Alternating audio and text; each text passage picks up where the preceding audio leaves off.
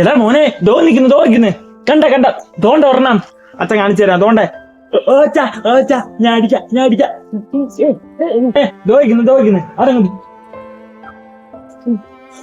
മനു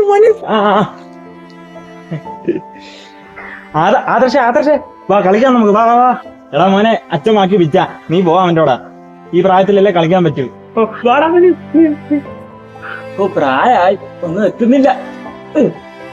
ആദർശേ ഞാൻ കല്ലെല്ലാം കൂട്ടി വെച്ചിട്ടുണ്ട്, നീ ആദ്യം വീഴുന്ന ആരെയാണോ നോക്കാല്ലേ. എറി പെട്ടെന്ന് നീ എറി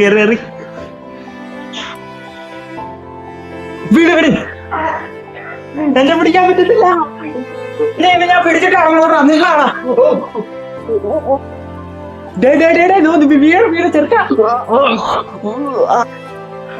എടാ ആദർശ നിന്റെ അടുത്ത് ഞാൻ വീഴാതെ ഓടാൻ പറഞ്ഞില്ലടാ.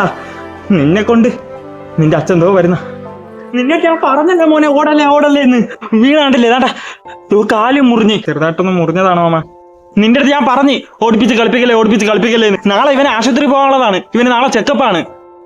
ഞാൻ ഇനി മനുവിനെ വഴക്കുറേരി. ശരിടാ ആദർശേ, ഇനി ഞാൻ ഇവിടെ വരുന്നില്ല. മനു